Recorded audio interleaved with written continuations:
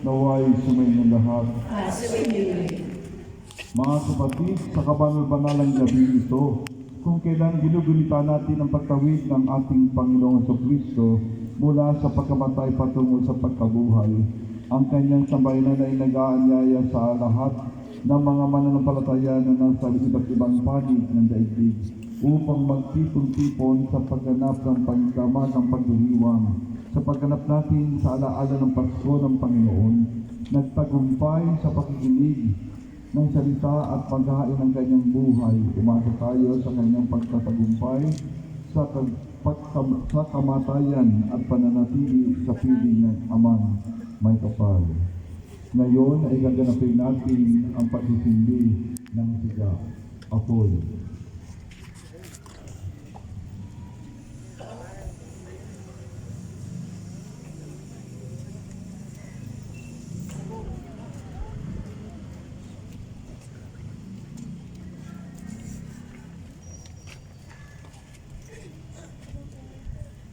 Manalangin tayo. Ama naming makapangyarihan, sa pamamagitan ng iyong anak kami iyong dinudulutan ng ningas ng iyong kaliwanagan. Ang bagong ningas na ito ay iyong gawing banal at pagkaloob mong kami pagdingasin itong aming pagdiriwang upang makasapit kaming may dalisay na kalooban sa walang maliw na kaliwanagan sa pamamagitan ni Jesucristo kasama ng Espiritu Santo magpasawalang hanggan.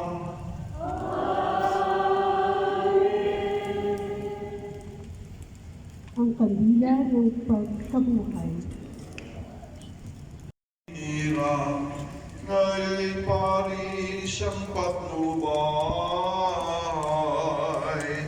Si Jesu Kristo'y nabuhay sa'y ating kaliwanagan.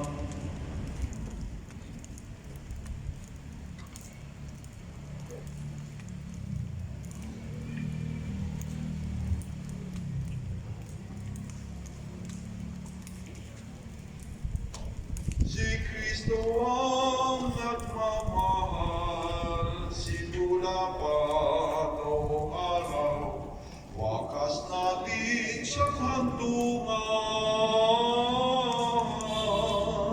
Si Jesu Kristo'y nabuhay, siya'y ating kaliwanagan.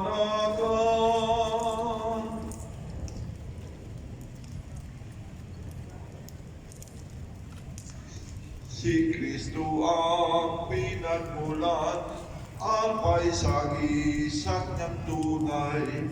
Siya